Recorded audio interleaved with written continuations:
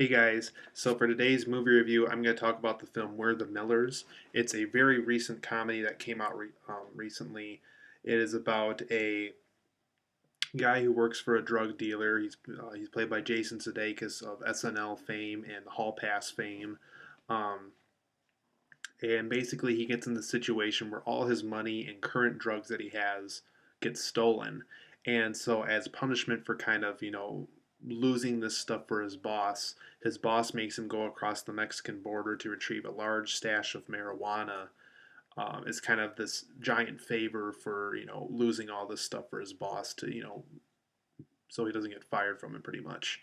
Um, so because this is such a big task, and because he can't do this by himself, or else things would get too suspicious with the people who work for the Mexican border and with the police and everything, he decides to not only rent an RV but to try to create a fictional family with him to go on this road trip and really kind of passes this fictional family so that they can get across and back, almost pretend like they're taking a trip to Mexico and then returning home, so things don't get too suspicious with this drug retrieval.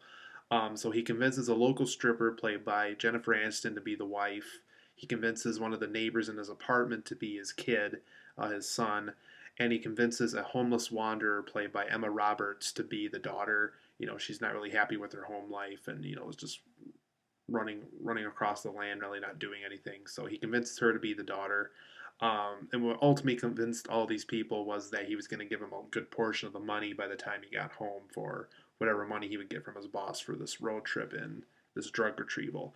Um, but while on the road trip, they run into problems like they have a hard time, convincing everybody that they're this family. Hard time convincing people that they're actually out there to, pretend like they're having this vacation out there when they're really just retrieving these drugs.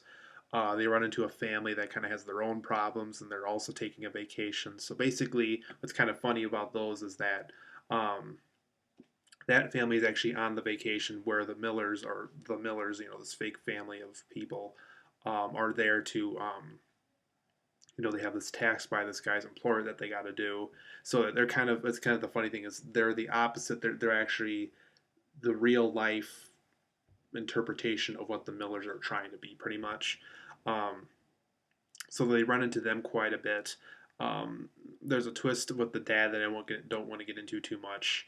That basically complicates things when it comes to them encountering them on this road trip back home from getting all this marijuana. Um, so basically, this fake family known as the Millers have to get home safely, successfully get these drugs back to this guy's employer. And so, all of them can get the money that they needed for this big and dangerous task that Jason Sudeikis got them all involved in. So, We're the Millers, guys, it's a pretty decent film. It's by the director of Dodgeball.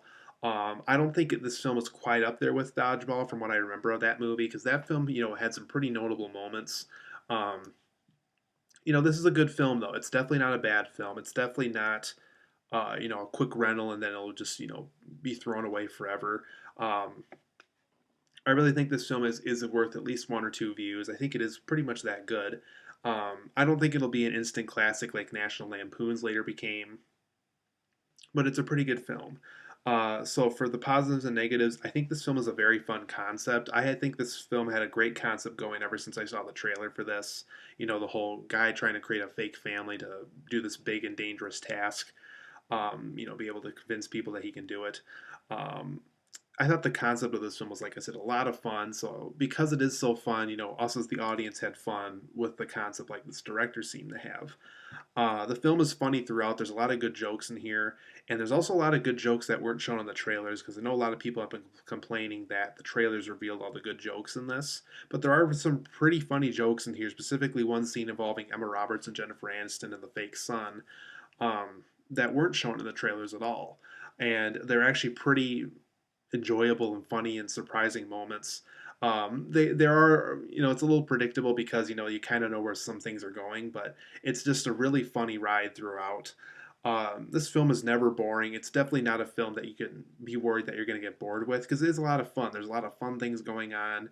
Every scene has something interesting going on or funny going on. So it's definitely not a film you're going to be bored with. I like how these characters, specifically Jason Sudeikis, they learn how to be this family. Even though none of them really are, either they've separated from their family or none of them don't even have a family yet, like Jason Sudeikis. Um, and I like how these characters kind of learn to be a family. You really get convinced after a while that even though these are this group of people, not really actually a family, but you get the impression that they are, like Jennifer Aniston and Jason Sudeikis, they learn how to be a family after a while.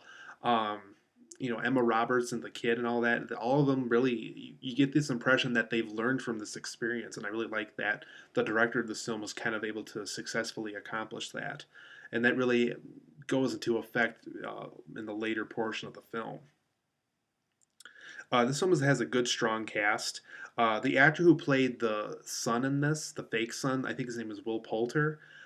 Really, really great performance from him. I haven't seen him in a lot of films, but in this film specifically, he really gave kind of this really interesting, funny performance. So there's something about his character that I really liked.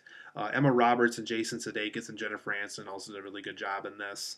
Louis Guzman, he's played a lot of supporting character roles in other films, like in he's done a lot of stuff with Jim Carrey, like the series of Unfortunate Events, and he was in The Yes Man, and he was in I think he was in the second Journey to the Center of the Earth film, and so Louis Guzman has done a lot of stuff, and he gets a pretty funny role in this too.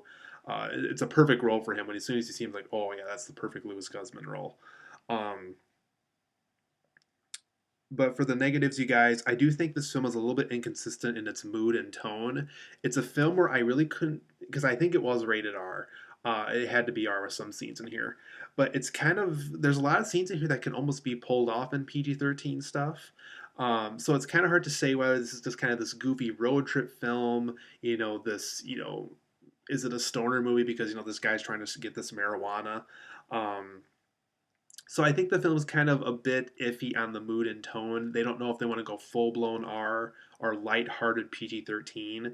There's a lot of scenes in here that kind of go both ways, and I really wish the director of the film decided which direction he wanted to go in, because there's plenty of scenes in here that can go both ways. And by the end of the film, I don't quite know if the film felt dirty enough to be rated R or too light-hearted to be PG-13. It kind of mismatched after a while, and I couldn't really decide what kind of mood and tone this film wanted to have. Um, I do think the film did have too many revealing trailers. Like I said, even though there are plenty of jokes to be had here, really good laughs too. Um, I do think the trailers did kind of reveal too many of these jokes. Um, so that is unfortunately a negative. But like I said, there are a lot of jokes in here that definitely were not shown in the trailer. But I do think marketing wise they could have done a better job, maybe keep one or two of the jokes that were really good from the film in there, but don't reveal four or five of them, because they people are going to probably go see this movie if it looks really funny, and if you have four or five really good jokes from the movie in there, by the time they go see it in the movie, it's just not going to be as funny. um, I do think the film ran into too many last minute conflicts. This is a very sloppy ending to this film. A lot of the conflicts of this film really don't even come up until like the last 20 minutes, also. There are conflicts along the way, but they're very, very small. Really, the only other conflicts, the really, really big ones, really don't even happen until the last 20 minutes. And by the time it gets there, it feels rushed and sloppy and almost as if a producer came on the set of this film and let the director know that there had to be more conflicts. So it kind of felt thrown in at the last minute, and I didn't like that feeling of this movie.